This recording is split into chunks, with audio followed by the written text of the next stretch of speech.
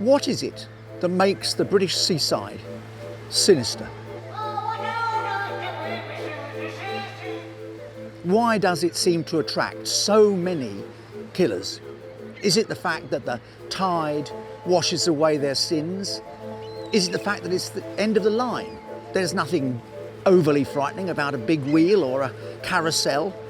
But what is undeniable is that the British seaside attracts and has always attracted death and murder.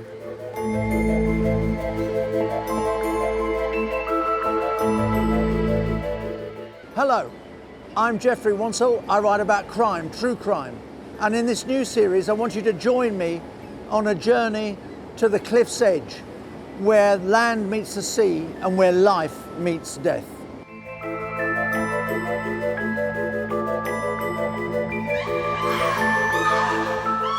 For make no mistake, there is something sinister about our British seaside towns. On the surface, they're all funfairs, candy floss and breezy promenades. But by digging a little deeper in the sand, we uncover an underworld of misfits and misfeasance, murder and mayhem.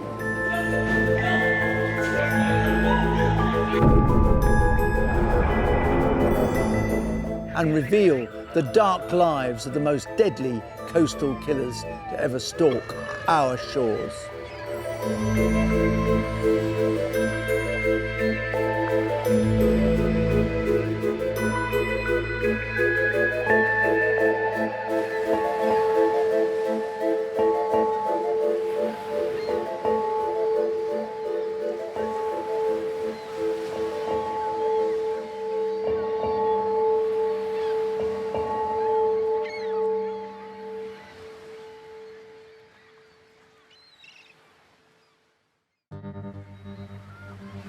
In today's episode, we come face to face with a man who is perhaps the quintessential British coastal killer, a man whose love of the ocean wave was only bettered by his desire to murder his wife.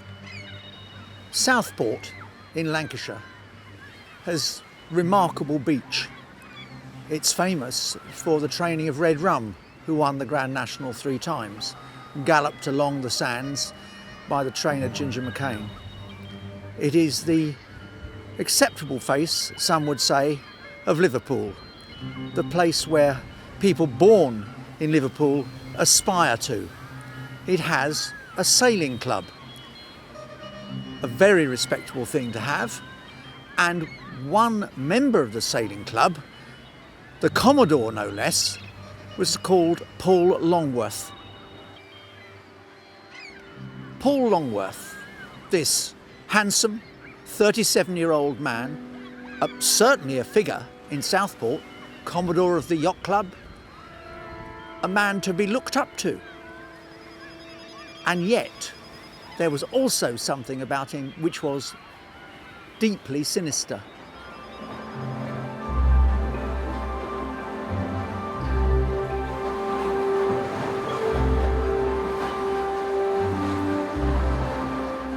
Paul Longworth was something of a seafarer. He was the Commodore of a local yacht club. He was someone who liked to see himself in a role in society and really pushed his more domestic life into the background. He and his wife Tina used the club as their social life. They were very prominent members within Southport Sailing Club. But equally there was quite a lot of gossip going on in that club about their turbulent marriage. Paul Longworth put up this facade that he'd been happily married for a number of years. His wife doted on him. He had 2 beautiful children. I mean, he was the life and soul of the party. She adored him. She'd worked with him through their married life, building him up, watching him front this false being that he was. And she was actually suffering inside throughout this period. She had to take a step back. If he flirted at a party or at a social do, she would sit back in the background, not interfering, because this is the way he would control her. And this woman would have suffered a great deal emotionally, mentally, and I suspect physically from time to time, because behind closed doors, when the curtains are drawn, what went on in that house was probably quite horrible.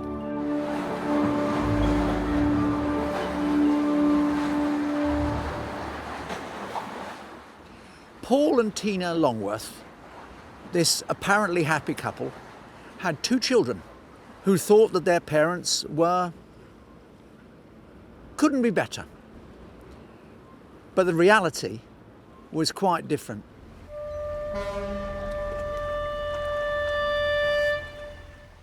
Paul Longworth was something of a ruthless character. He was somebody who was possessive, jealous, and someone who showed really, really strong traits of psychopathy in his kind of abilities to actually carry out callous acts under callous circumstances. And not only that, to act out complete innocence so convincingly. Paul Longworth was actually a respectable guy, very well integrated into society. But his story shows how the classic hero narrative, which I think underpins his life, can sometimes go wrong. Sometimes the ego, the strong ego that drives a hero narrative, essentially grows out of control. And then all that matters, everything that matters is about building that ego and protecting that ego. Longworth's eccentricities were exaggerated by a violent streak, one that would find its full expression behind closed doors. Paul Longworth's marriage looked quite normal from the outside. 2 children, seemed to be happily married, but behind closed doors it was violent. It was an abusive relationship. There was venom on both sides. His wife took kind of retaliation by taking on a lover, and he was incensed at this and incensed at the idea that his image could be tainted by it. He comes across as a possessive man, and the fact that he'd effectively driven her into the arms of someone else, I think basically the relationship had started with between Tina and her new lover was basically just 2 people comforting each other, and it had blossomed from that. But yes, I mean, he's such a possessive character, Paul Longworth, that this would have, I think, really set him off.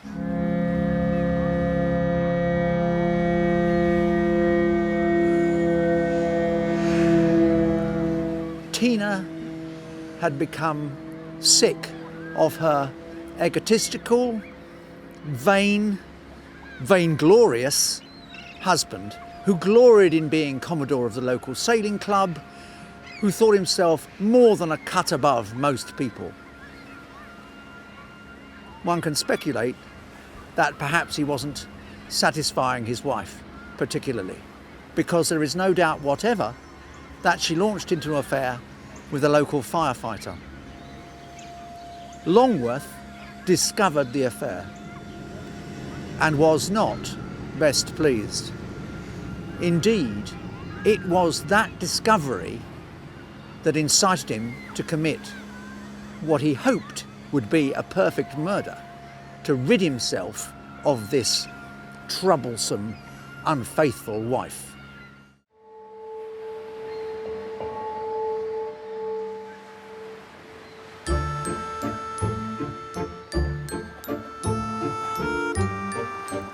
Paul Longworth, on the surface, was not a particularly exciting man, although he was Commodore of the Southport Sailing Club. Very proud of himself, pretty vain, and also angry with his wife. Tina and he had had a troubled relationship, but now he was determined that he was going to take his revenge upon her. Longworth's discovery that Tina was conducting a passionate affair saw him become increasingly volatile and violent towards his wife. Longworth's marriage plummeted to great depths of depravity. He was abusive in a very violent way. He would hit his wife. He was somebody who basically took things in life and wanted to give very little in return. Tina had actually told friends that her husband had raped her. Clearly the relationship had broken down. She wanted to move on, and clearly Paul Longworth was very angry and very annoyed about what was going on, and clearly wanted to be in control and be possessive.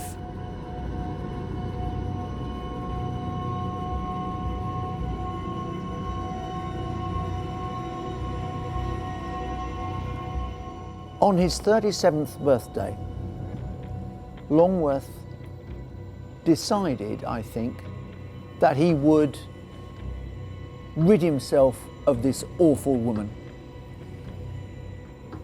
In the morning, he'd ripped up in front of her the birthday card she'd given him. They'd had a fantastic argument. He'd gone to work in the opticians, gone to the sailing club to start the celebrations of his 37th birthday.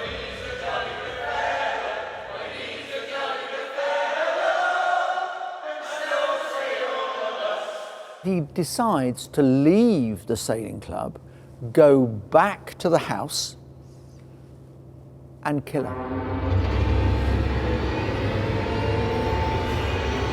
He strangles her with a sailing rope.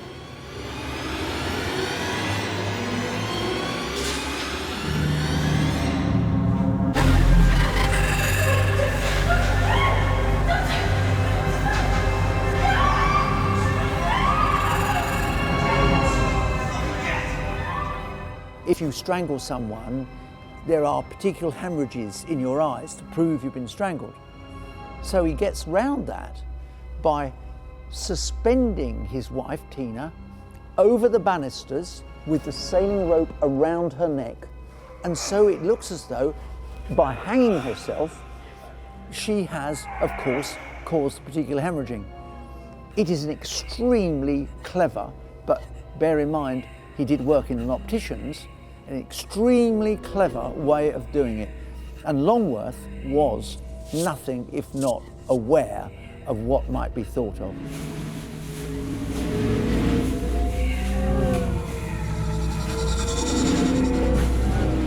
He then, absolutely without a moment's hesitation or remorse, he leaves his wife hanging over the banisters in their house, the children asleep upstairs. I find it almost extraordinary. How can you imagine that? Leaves the children upstairs and goes back to the sailing club to continue at the party for his 37th birthday to give himself the perfect alibi.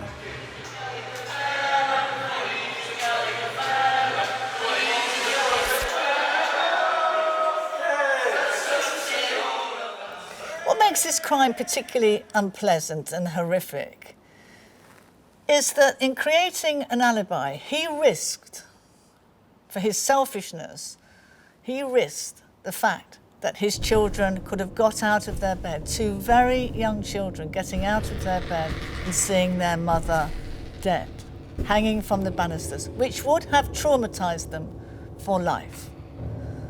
Fortunately, they slept through it. But he did that, taking that risk, knowing that they could have woken up.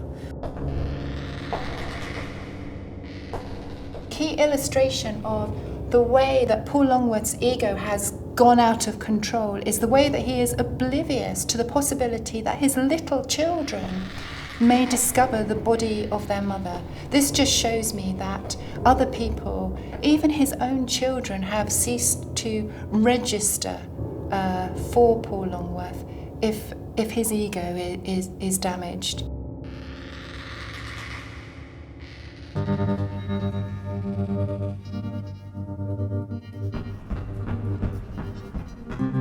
With the mother of his children now dead and hanging from the banister at home, Longworth makes an extraordinarily bold move. He returns to his birthday party and continues enjoying the celebrations.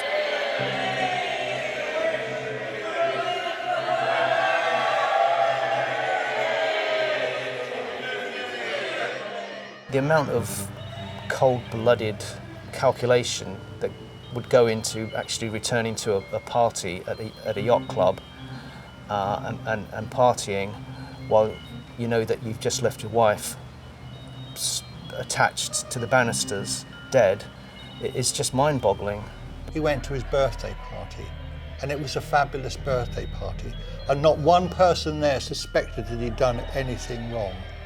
And this is one of the most dangerous things about these sociopaths and psychopaths. They can kill, they can commit the most awful crime because they're not like you and me. And then they can go out and they switch off and forget it. And that's very difficult for the viewer to understand that. These people have not got a conscience where there should be caring, love and devotion. There is a black hole.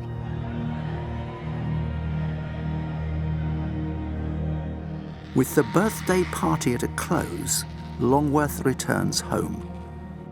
When he gets back, gosh, he calls the police. Oh, my wife, oh, there's been some dreadful... He calls a neighbour, a nurse, who comes round and says, oh my goodness, don't worry, she's feeling for a pulse. And this incredibly calculated man is sitting on the stairs cradling the body of the woman he's earlier strangled, saying, oh, you'll be all right, and stroking her hair. It is almost inconceivable how dreadful that was. I mean, it is so ugly and so unappetizing that it takes your breath away. But believe me, Longworth had that all in his grasp. He knew precisely what he wanted to do, and he knew precisely how to get away with it.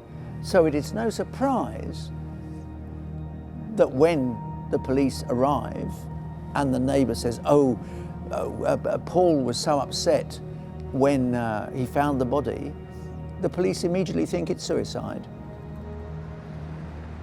News of Tina's death sent a shockwave through the neighbourhood. Such a nice young couple, they looked nice when they come to see the nan with the children, you know, and it's just unbelievable. When Longworth comes home and apparently discovers his wife hanging from the balcony, he feigns the idea that he's surprised. He rings 999. He goes round to the neighbours and causes a fuss. He really drew attention to this. He was, if you like, almost proud of his crime. This is a man with complete control over his outward emotions, a psychopath. He knows he must now put in an actorly performance, that of the stunned and grieving husband, if he is to convince the authorities that his wife's death is a suicide and not a murder. Handsome, debonair, a man about town, commodore of the local sailing club, Paul Longworth presented to the world the perfect image of a respectable man. But, and it is a large but, beneath the surface, he was about to be revealed for what he truly was: vengeful, jealous, and worse, murderous.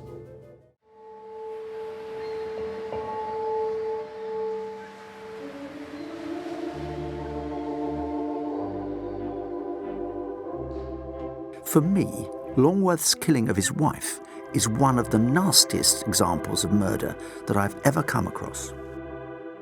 Paul Longworth believed that he had committed the perfect murder. He had strangled his wife with a sailing rope and dangled her over the balcony. He'd also spread pictures of her children around her, as if to convince the police that she had, of course, taken her own life. He then returned to his 37th birthday party at the Southport Sailing Club to give himself a nice, clear alibi. This vainglorious, disingenuous, dreadful man then goes home and pretends to discover his wife's, quotes, suicide. Even more horrifying, he sustains the illusion by cradling her head in his arms and stroking her head so that the police see him do it, even though earlier that same evening he had strangled her without any compunction whatever. It was the act of a man who was nothing if not overconfident.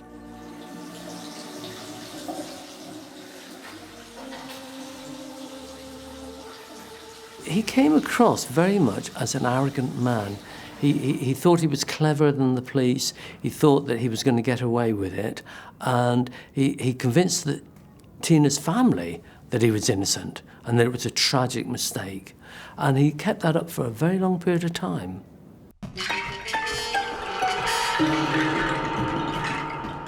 When Longworth managed to craft his murder into what looked like a suicide, he thought he had committed the perfect crime. He thought he was going to walk away from murder. He saw no reason for it to be doubted. It was partly cemented by the fact that he had left 2 children with their mother hanging from the balcony. Would any normal person do that? No. Far easier to believe the suicide story. In his mind, he thought it was perfect.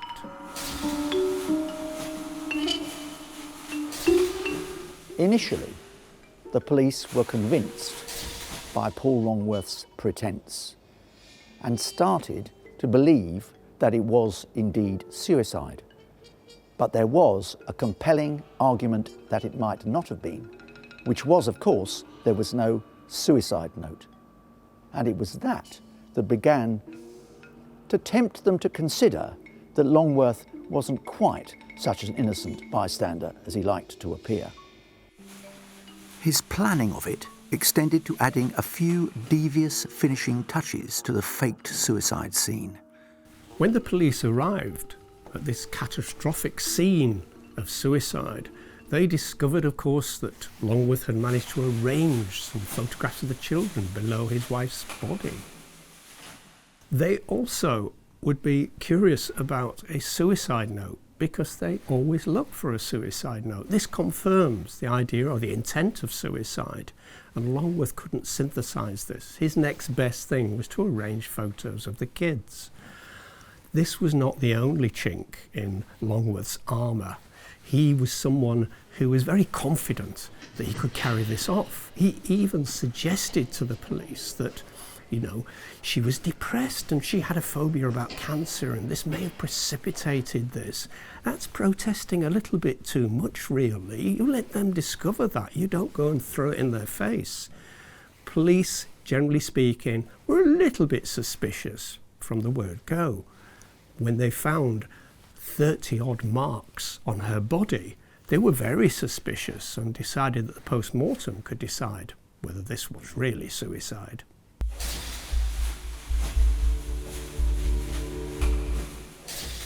There must have been some doubt in the mind of the police, because otherwise they would have had the post-mortem done by the local pathologist. But they must have consulted the coroner, who must have decided that it should be treated as a Home Office case. I got the call on the morning that the body had been found. And the body had been taken to the hospital, and the police rang me and said that although it appeared to be a hanging, then they were just a bit concerned they'd like me to go and have a look at it and do the post-mortem rather than it being done by the local pathologist. So I went, and the puzzling thing about it when I saw the body was the fact that there wasn't just a hanging mark on the neck, there was a horizontal mark as well. This made me begin to become suspicious as to whether it was indeed a straightforward hanging. there were 2 marks on the neck, the fact that there were pinpoint hemorrhages between the 2 marks, the fact that there were bruises and abrasions on the neck, the fact that there were bruises on the arms and on the legs. All these things didn't seem to add up to a straightforward hanging. The police made enquiries about other possible causes of the marks on the legs and discovered that she had intercourse with somebody else during the course of that day. But after interviewing him and then talking to me about it, I was prepared to make a statement to the effect that I didn't think that they'd been caused during that kind of activity. And this made the police start to question whether A, it was the perfect marriage that he had tried to suggest it was, and the fact that the police had talked to other family members and had talked to her friends, and there was a clear growing feeling that something was wrong. Added to which he was very insensitive to her and her memory. And there was reported suggesting that he'd made sexual advances to some of her friends quite soon after her death. So we had a situation where the man wasn't behaving the way that you would anticipate somebody who had been bereaved by the tragic death of his young wife. He behaved in a way that indicated that he didn't care.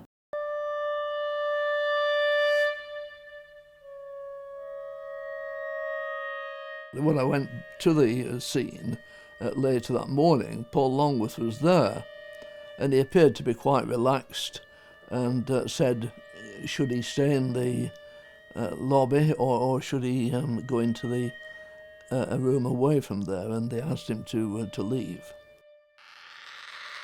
I was told that the body was hanging by a rope from the banisters, and eventually when we went to look at the scene, then I could see the situation that where the rope had been hanging. One of the things that in fact weighed against it being a straightforward hanging was that there were no marks on the banister, and if in fact she had been hanging there in a suicidal attempt, then there might well have been some marks on the banister.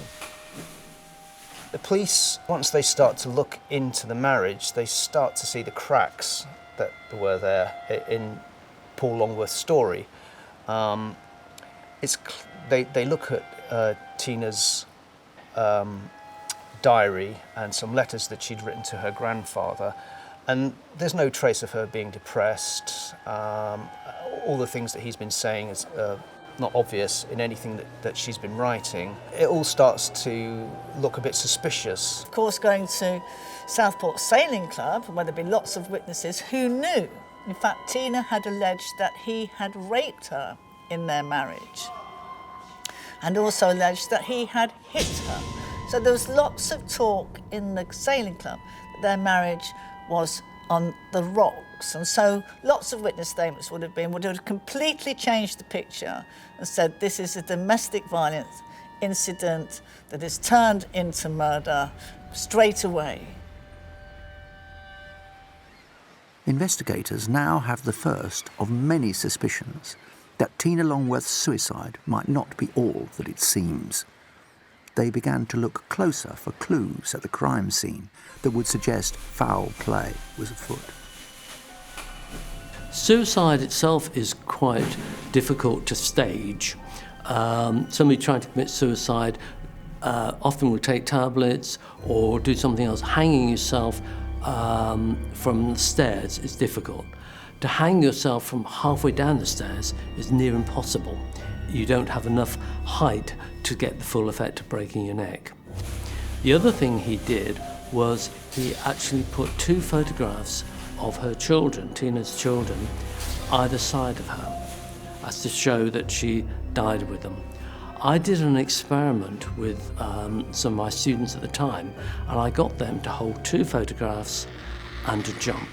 And every female held them next to their chest, and as they jumped, they fell. We know that normally if you drop something down the stairs, it's going to fall to the bottom of the stairs. You don't find things drop and stay either side perfectly next to the body. So that again gave an indication it was staged. What was interesting was he had damage to his hand and clearly had rope burns, which he tried to persuade the police was caused when he lifted her up. When he found her, he lifted up her body and he burnt his hands on the rope.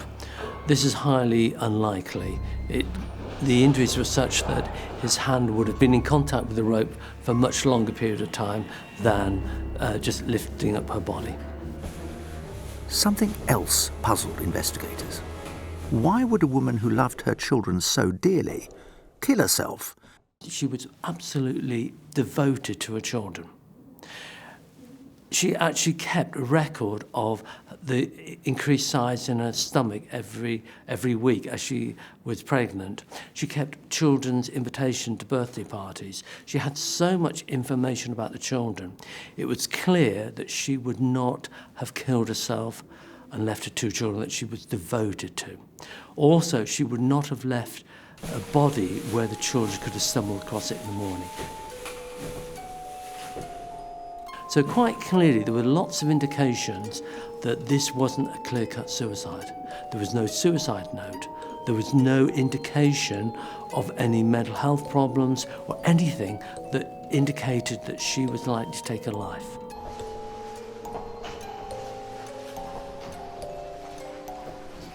Everything about Paul Longworth was about pretense. He pretended to have a perfect marriage, although in fact it was anything but. At one point he admitted to a friend that he hit his wife. At another moment she told another friend that he raped her. In despair at what was happening in her supposedly perfect marriage, Tina Longworth embarked on an affair with a local fireman called Gary Silcock. He was to say later, "She met me for the same reason that I met her. Things were not right at home." He went on to say, even more poignantly perhaps, she didn't want to leave Paul. She didn't want to hurt him. Hurt him? A man who's already raped you, has hit you on a number of occasions, and she didn't want to hurt him? This is a genuinely kind, loving wife who is falling into the hands of a monster. And Silcock concluded by saying, most significantly of all, she couldn't leave her children. In the end, Paul Longworth took her away from her children forever.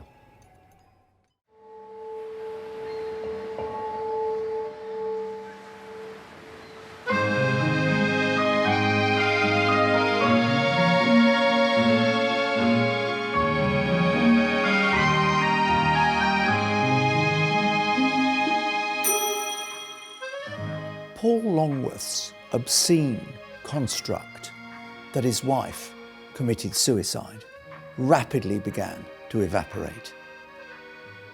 It became obvious to the police once they'd looked at her diary, and particularly at a letter that she'd written to her grandfather, that she had no wish whatever to commit suicide.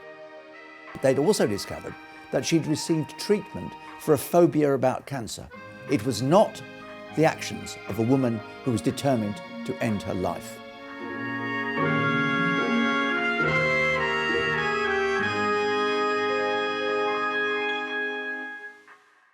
All the evidence was by now stacking up against Longworth, and the police decided to arrest him for the murder of his wife, Tina.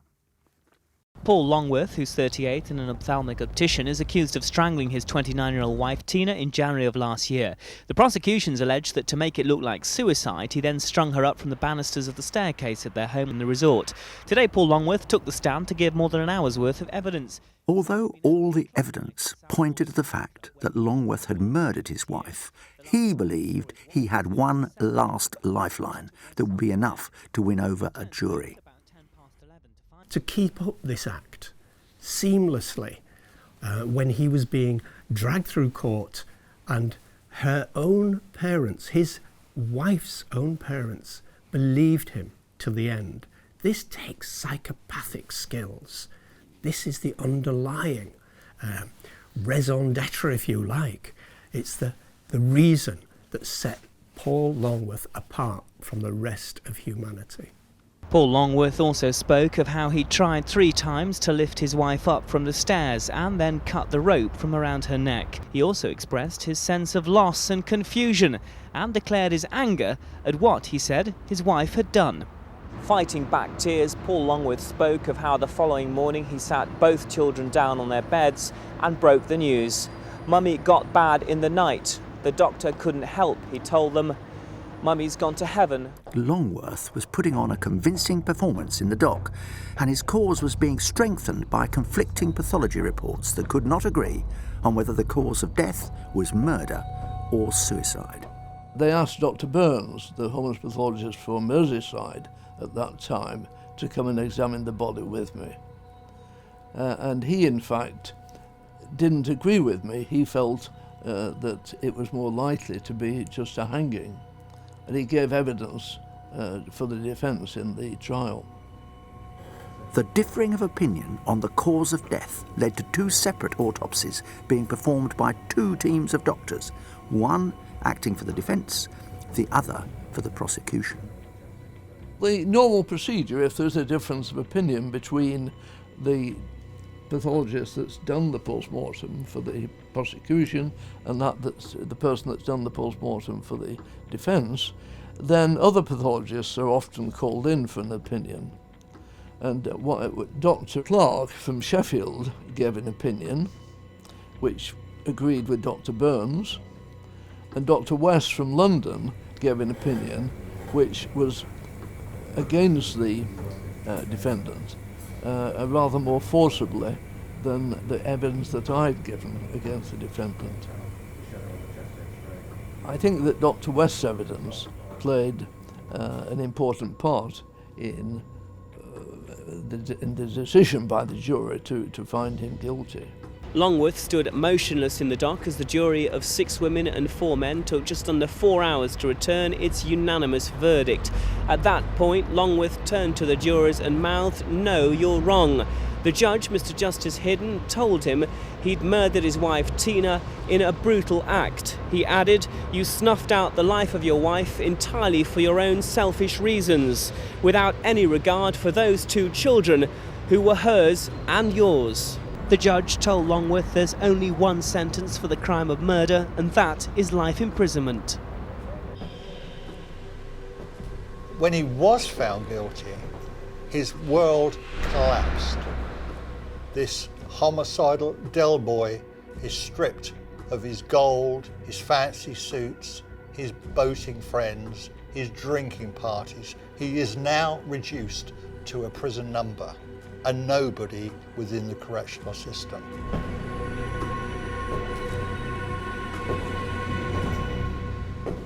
The senior investigating officer on the case described Paul Longworth's actions in staging his wife's suicide as, and I quote, "less a crime of passion than of temper." He also went on to say, and again I quote, that Longworth was a ruthless and possessive man.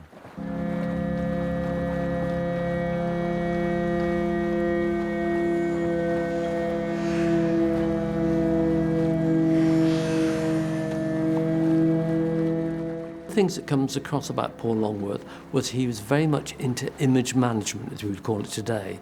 He wanted to create the image of being the commodore of the local sailing club, a man of some means, a man of some status. Having his wife run off with a fireman would have absolutely shattered that image, and that's not an image he would want. Had he been successful, he could have then had even more sympathy towards him. Poor man, his wife committed suicide. Longworth himself offered little meaningful insight into why he killed his wife, but his reason for murder may have been one of the oldest in the world: jealousy.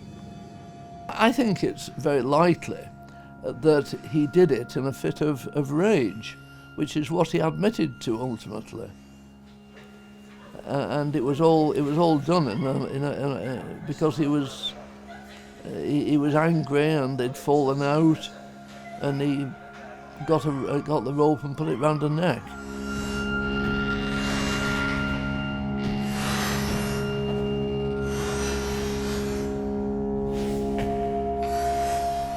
Paul Longworth is an unusual criminal. He was an eminently respectable, very well socially integrated individual, which I think is why this case is so hard to process. But he's a classic example of how the hero narrative can go wrong and lead to violent criminality. The classic hero narrative sometimes goes wrong when the ego that is needed to drive a healthy hero narrative grows out of control. And then nothing else matters but protecting that ego, the significance of the individual, their role, their importance, and above all, their pride is paramount in everything. And these people become oblivious. It's not just that they don't care about other people, it's that other people don't actually register as significant within their world. That's how Paul Longworth could do this to his wife. That's how Paul Longworth could leave the body where his little children could potentially have come across it. Mercifully, Tina's children never woke from their sleep on the day that she was murdered. But to this day, Longworth refuses to express any remorse towards them for taking their mother away. In the United States, for somebody that had committed the offences that Longworth had done, he would have served the rest of his natural life in prison. But Longworth got a life sentence, and he's only spent a relatively short time in prison, and it becomes parole time. And all of a sudden, this manipulating sociopath twigs on. If I confess a little bit, if I show some false remorse, if I use my glib charm that I've used all these years, I can reinvent myself, and I will be able to calm the parole board, calm the judiciary, calm the law completely, and I will walk out of prison. And the problem with this man is, once he's outside, he will use his charms again.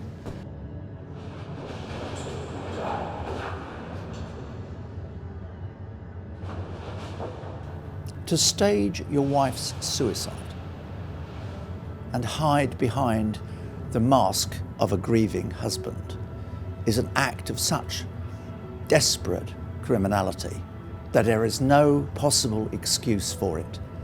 Paul Longworth does not deserve one moment of our sympathy or forgiveness.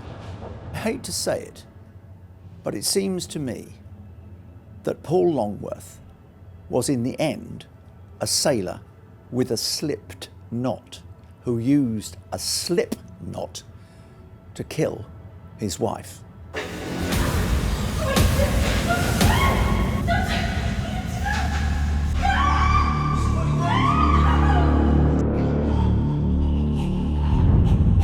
In all this series of coastal killers,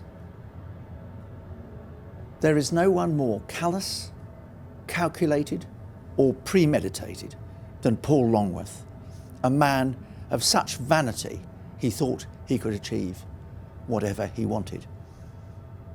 This peacock of a man destroyed his wife, destroyed his family for nothing more than his own vanity.